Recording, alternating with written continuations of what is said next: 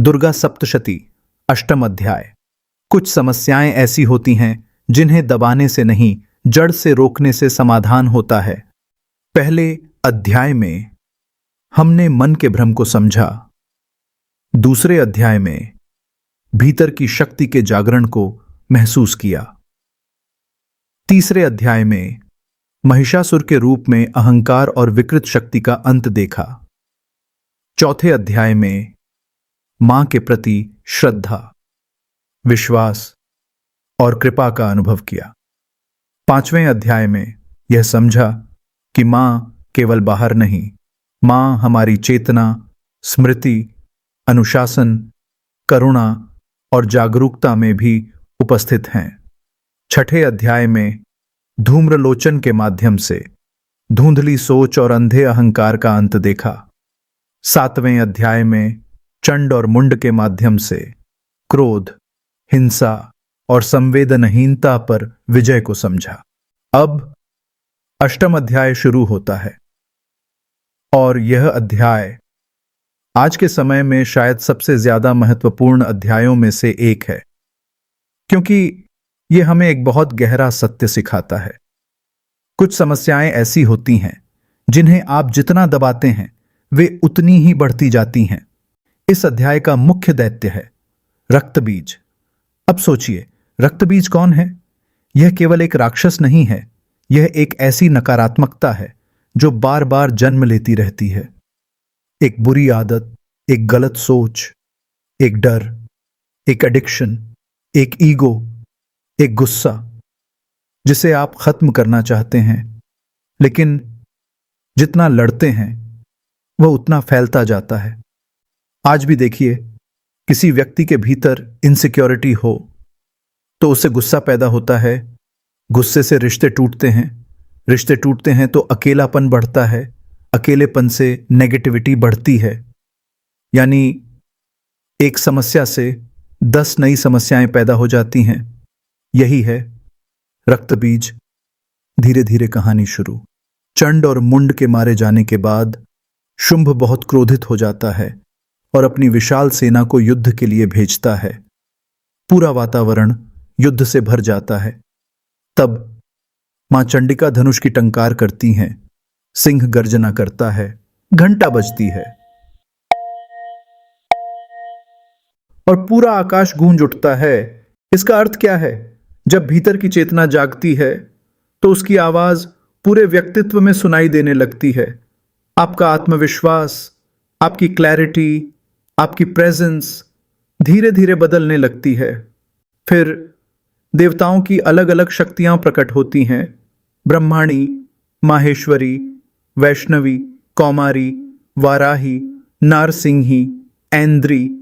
इसका गहरा संकेत क्या है? जीवन की बड़ी लड़ाइयां केवल एक शक्ति से नहीं जीती जाती। कभी बुद्धि चाहिए, कभी धैर्य, कभी अनुशासन, कभी साहस, कभी कठोर निर्णय और कभी करुणा। जब जीवन की सारी सकारात्मक शक्तियां एक दिशा में जुड़ती हैं, तब परिवर्तन शुरू होता है। फिर युद्ध के मैदान में आता है रक्त बीज, और उसकी सबसे बड़ी शक्ति क्या थी? उसके शरीर से रक्त की जितनी बूंद गिरती, उतने ही नए रक्त बीज पैदा हो जाते। अब इसे अपने जीवन से जोड़कर देखिए। आपने एक गलत आदत को केवल दबाया, वह किसी और रूप में वापस आ गई। आपने केवल गुस्से को रोका, लेकिन भीतर की चोट को नहीं समझा, तो वही गुस्सा फिर किसी और जगह निकल आया। आपने केवल लक्षण दबाए, जड़ नहीं बदली। और यही रक्त बीज का रहस्य है। इसलिए यह अध्याय हमें सिखाता है, केवल रिएक्शन से समाधान नहीं होता, रूट कॉज तक जाना पड़ता है। केवल सब ठीक हो जाएगा सोचने से नहीं, जागरूकता, अनुशासन और निरंतर विजिलेंस भी जरूरी है। कई बार हम सोचते हैं अब मां की कृपा है, सब ठीक रहेगा, लेकिन मां की कृपा का अर्थ यह नहीं कि हम लापरवाह हो जाएं। मां की कृपा का अर्थ है कि हमारे भीतर जागरूकता जागे, हम वही गलती दोबारा न दोहराएं, हम रूट कॉज को पहचानें, हम अपने कर्म, विचार और निर्णयों में सजग बने।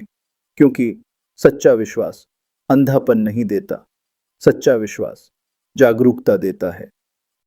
जब देवता भयभीत हो जाते हैं तब मां चंडिका मां काली से कहती हैं, अपने मुख को और बड़ा करो, जो रक्त गिरे उसे धरती पर गिरने से पहले पी लो।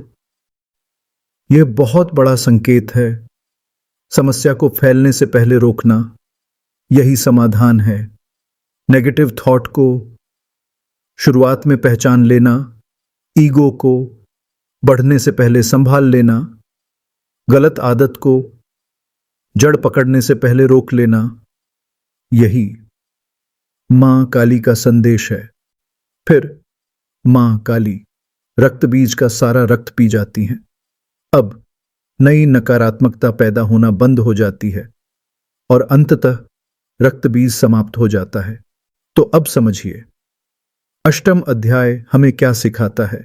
जीवन की सबसे खतरनाक समस्याएं वे होती हैं जो बार बार जन्म लेती रहती हैं और उनका समाधान केवल बाहरी लड़ाई नहीं, भीतर की जागरूकता है। मां की कृपा हमें केवल शक्ति नहीं देती, मां हमें अवेयरनेस भी देती है, ताकि हम अपने भीतर उठते हुए रक्त बीजों को पहचान सकें। जब हम मां को याद करते हैं, मां हमारे भीतर विवेक, साहस, अनुशासन और सजगता जगा देती हैं और धीरे धीरे जो नकारात्मकता बार बार जन्म ले रही थी वह समाप्त होने लगती है। चरैवेति चरैवेति, चलते रहो। जय मां दुर्गा। मां आपके भीतर ऐसी चेतना जगाएं कि आप हर रक्त बीज को उसकी जड़ में पहचान कर समाप्त कर सकें।